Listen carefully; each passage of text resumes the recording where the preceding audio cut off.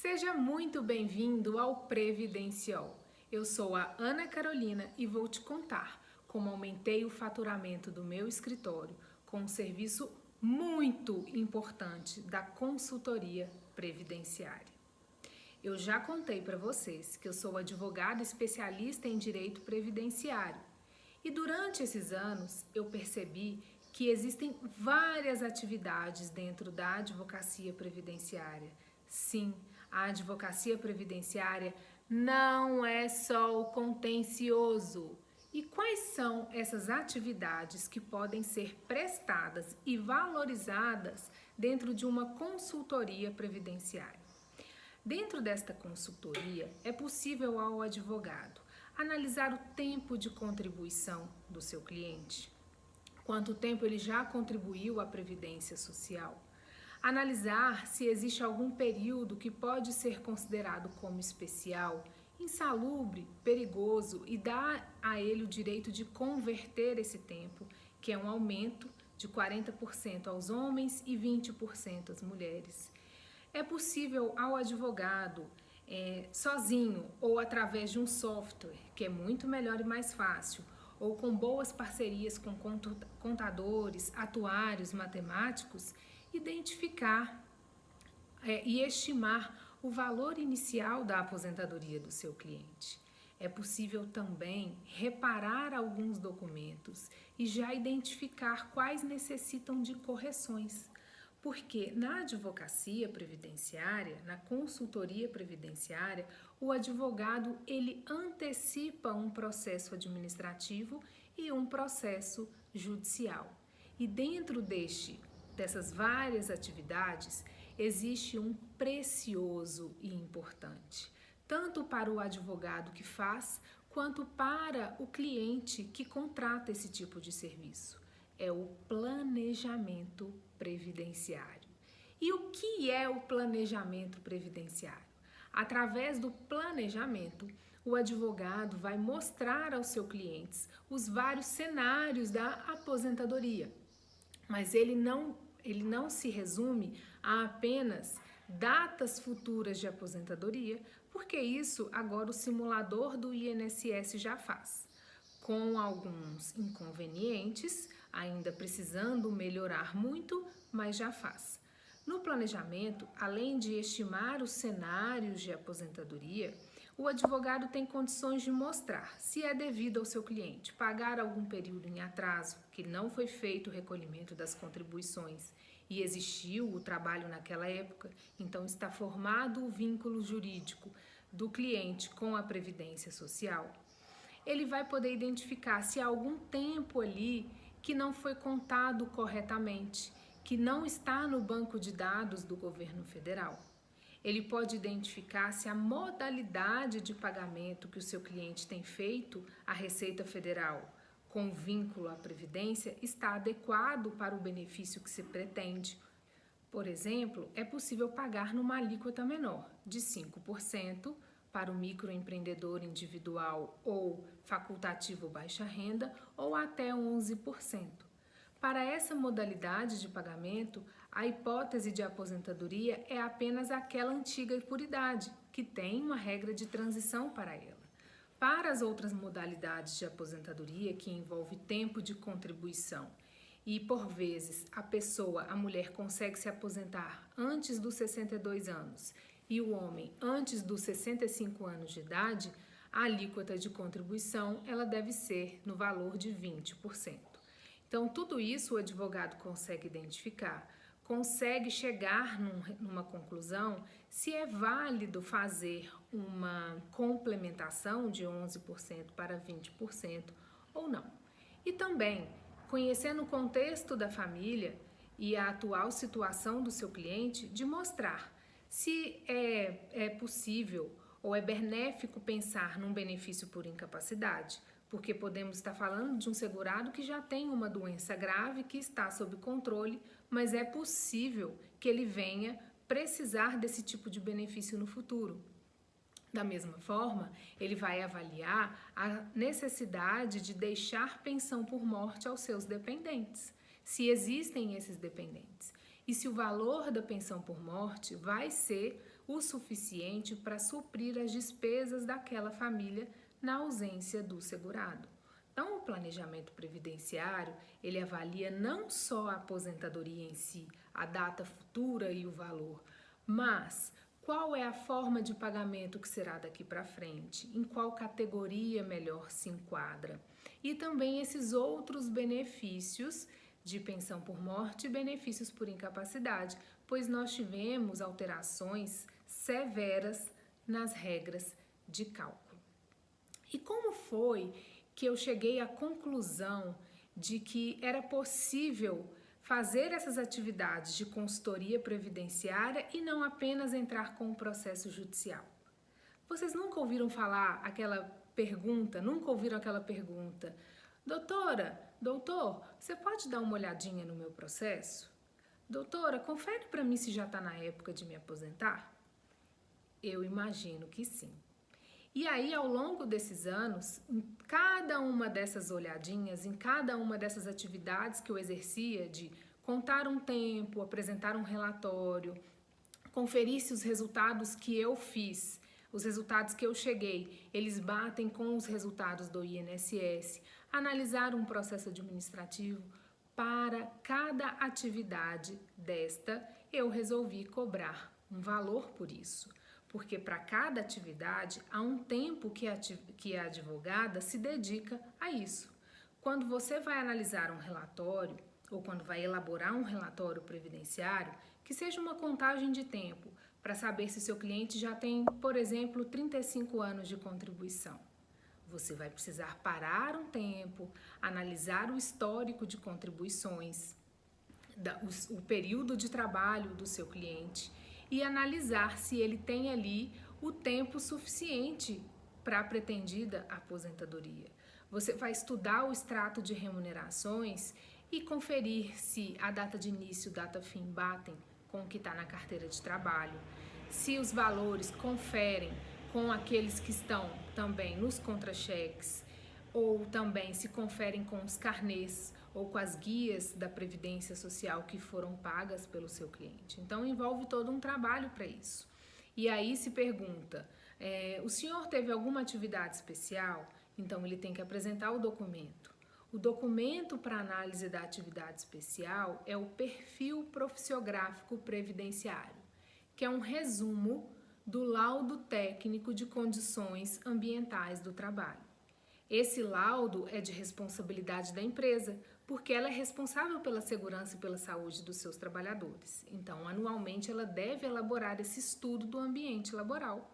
E ela faz um resumo no PPP, que é como se fosse uma certidão, identificando em quais agentes há a exposição ou não daquele segurado, daquele trabalhador. E no caso, vai avaliar então esse documento. Não adianta estar escrito ruído se os decibéis que estão lá, que foram analisados pelo engenheiro de segurança do trabalho, estão abaixo de 85 decibéis. Porque se estiverem hoje, no período atual, abaixo de 85 decibéis, isso não vai resultar numa atividade especial, ela não é considerada insalubre. Não adianta nada uma dentista apresentar um perfil profissiográfico para o advogado e lá constar que o agente nocivo à sua saúde é ergonômico, o risco de algum acidente, de uma doença ocupacional é ergonômico e não tem constando lá o agente biológico, por exemplo, que é o agente mais típico, né, da atividade do dentista. Então, de nada adianta apresentar apenas o documento ao advogado. É importante também analisá-lo e identificar se o que está descrito naquele documento está apto a comprovar a atividade especial ou o período especial que o segurado tem direito. Então, fazendo todas essas atividades, né, essas pequenas atividades mais valiosas, eu fui descobrindo que para cada uma delas era importante valorizá-la e nós poderíamos cobrar por isso. Então, isso já deu um foco diferente na nossa advocacia. E foi a partir dessas pequenas atividades e contribuindo para a construção do processo de aposentadoria, para o processo de um benefício por incapacidade dos nossos clientes do escritório, que eu descobri a importância do planejamento. Eu vou inclusive contar um caso para vocês, que foi um caso importante e que me fez perceber como que ele é fundamental para nós advogados e para o nosso cliente.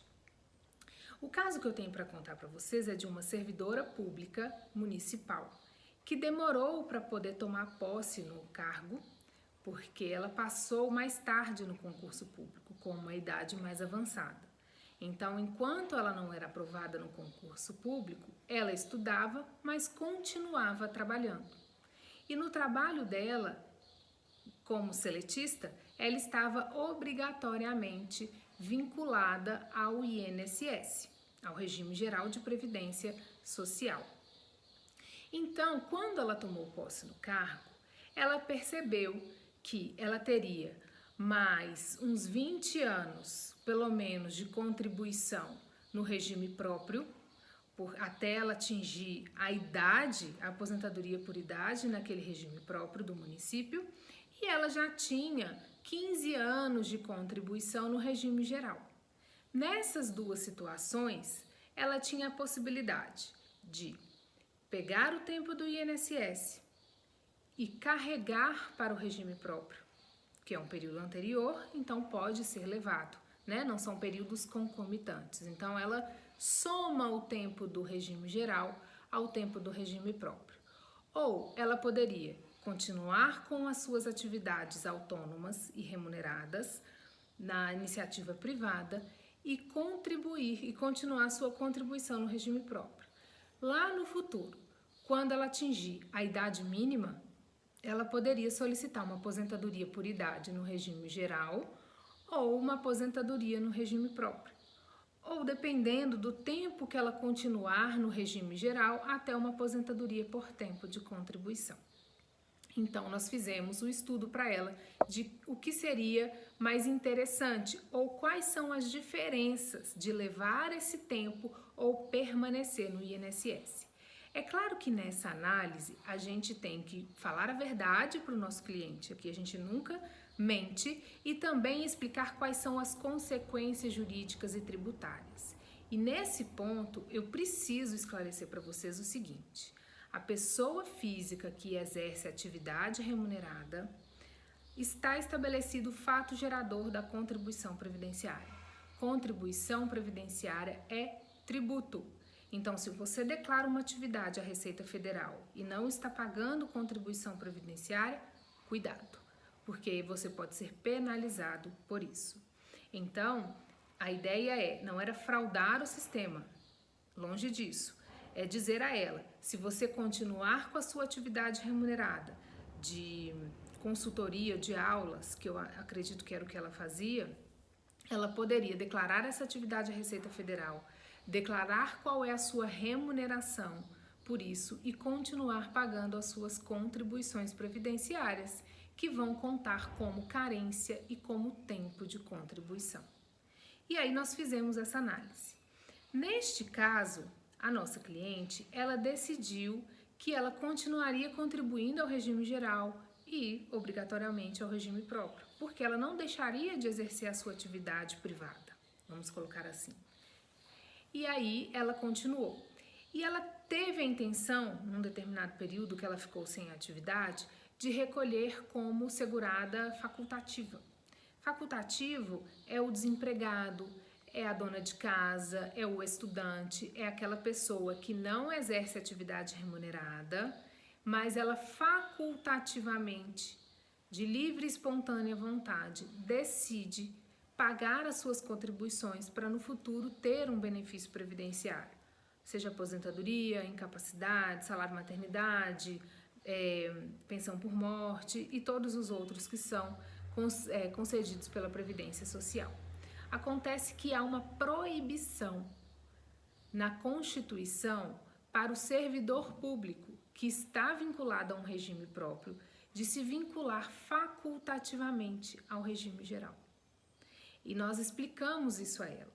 E foi interessante porque se nós não tivéssemos dado essa dica a ela poderia pagar sem ter feito qualquer mudança no INSS, eles iriam receber as suas contribuições e lá no futuro, quando ela desejasse pedir a aposentadoria ou, no caso, um benefício por incapacidade, no momento em que ela mais precisou, o INSS iria negar, sob o argumento de que há uma inconstitucionalidade. Ela não poderia contribuir como facultativo e como servidor público. É claro que no decorrer desse processo, no momento de fazer as análises, o INSS poderia identificar cruzamento de dados, identificar aí que há um erro. Mas e se não acontecer? E se falhar nesta fiscalização? No momento em que ela mais precisou, não vai ser concedido o benefício. O INSS não vai fazer isso. Então, ela teria que entrar com um processo judicial para poder discutir que houve um erro, enfim, para poder validar essas contribuições. Então, a gente não tem como prever o que iria acontecer no futuro caso ela continuasse com isso. E estava errado. Se há uma proibição na Constituição, então não faça contribuição como facultativo. E cuidado, o servidor público aposentado, ele permanece vinculado à administração pública. Então, para ele também não é possível o recolhimento como facultativo no regime geral. A par dessas informações e mais desse planejamento, das opções que a nossa cliente tinha de levar o tempo do regime geral ao regime próprio ou de ter a possibilidade de 2 aposentadorias, foi o momento que nós percebemos o quão importante é este planejamento. O importante do ponto de vista previdenciário, mas do ponto de vista tributário também, e de um planejamento financeiro que envolve a economia familiar. Fora outros casos que nós também participamos e que foi muito interessante, quando nós descobrimos e mostramos ao cliente que, dependendo do faturamento que ele tem mensal, uma aposentadoria pública não é o suficiente para arcar com as suas despesas habituais com as quais ele está acostumado quando tem a própria remuneração. Então, ele talvez imaginava que fosse ganhar a mesma remuneração da iniciativa privada, um médico, por exemplo, que ganha seus 30 mil reais, e teve a grata surpresa de descobrir que não, que ele receberia no máximo, e olhe lá, o teto do INSS. Como que ele poderia, então, se planejar neste futuro, até a data esperada ou desejada de uma aposentadoria, para que ele pudesse ter a complementação desta aposentadoria pública também. Então, todos esses elementos mostraram, essas vivências mostraram para nós como que o planejamento previdenciário, ele é fundamental, ele é um serviço muito gostoso de se fazer, importante, e ele tem um valor muito bom. Bom, feito isso e falado todas essas coisas boas da consultoria previdenciária, chegamos num ponto crucial. Mas e aí, o que é mais vantajoso? Uma consultoria administrativa ou um contencioso? A advocacia contenciosa ou a advocacia administrativa? Vejam, o advogado que vai atuar apenas com a consultoria, ele pode ficar apenas neste serviço ou também atuar com os processos judiciais. Essas escolhas, elas não se anulam. E, a princípio, atuar com o processo judicial parece ser mais vantajoso quando a gente analisa os resultados dos processos. Porque, geralmente, os clientes têm a receber benefícios em atraso. O INSS não paga o valor correto, então entra na justiça. Quando o juiz concorda com o pedido, ele determina o pagamento desde a data do requerimento administrativo. Então, ele vai receber no final do processo um montante considerável. E a gente pode estar falando aí de honorários de êxito de 40, 50 mil reais. Então, se você tem vários processos judiciais em fase de pagamento dos atrasados do seu cliente, é uma advocacia que deu bons resultados. Acontece que para chegar neste momento, o advogado precisa esperar 5, 6, 7 anos para ter o resultado final de um processo e que o juiz concorde com o seu pedido, tanto o juiz quanto o tribunal. Porque se ele não concordar, você não vai receber. E na advocacia, na consultoria previdenciária, esses 50 mil reais, eles podem ser recebidos muito antes. Em um ano, esse valor pode ser recebido em um mês, em 3 meses, em 4 meses. Vai depender da escolha do advogado. Vai depender de quão ele vai se dedicar a incluir mais este serviço no seu portfólio de atividades do escritório. Isso depende da sua escolha e ele pode se dedicar exclusivamente à consultoria previdenciária, como ele pode também se dedicar aos processos judiciais. Sabendo que dentro da consultoria previdenciária, além do planejamento, é possível também consultorias a empresas, consultorias a órgãos públicos, municípios, institutos de previdência. Tudo isso é uma crescente. O advogado ele vai se apropriando do conhecimento previdenciário, vai criando coragem e força, adquirindo conhecimento e vai perceber que é possível ele enfrentar outras demandas previdenciárias também. Bem, decidiu então que vai para a consultoria previdenciária. Como começar? Comece do básico. Primeiro, analise como que você poderá cobrar a título de consultas previdenciárias, elaboração de relatórios previdenciários, análise de uma carta de concessão, que é a carta de aposentadoria, análise do CNIS, para saber se tem contribuição, o recolhimento feito errado, se a alíquota é de 5%, 11%, 20%, se dentro de um período grande de contribuição há alguma falha na remuneração e como que isso pode atrapalhar o cálculo do benefício. Se existem períodos concomitantes, se há pagamento acima do teto em 2, 3 atividades. Os profissionais da área da saúde, isso é muito comum, porque como eles têm um regime de trabalho diferenciado, 12/36 ou mais, é um período maior de descanso, eles geralmente trabalham em outros hospitais, em outros contratos administrativos que não são vinculados ao regime próprio, ficam vinculados ao regime geral. Então, é possível que tenham contribuições acima do teto em várias atividades. Então, é possível fazer essa análise também.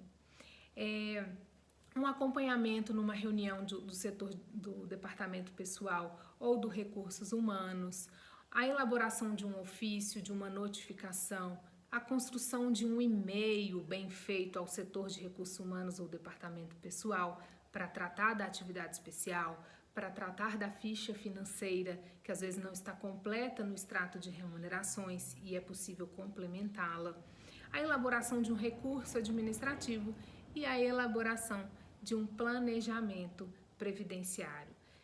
Faça uma descrição dessas atividades, de todas elas, e comece a atribuir um valor para cada uma delas. Se você tiver dificuldade, consulte a tabela de honorários da OAB, da seccional da qual você faz parte.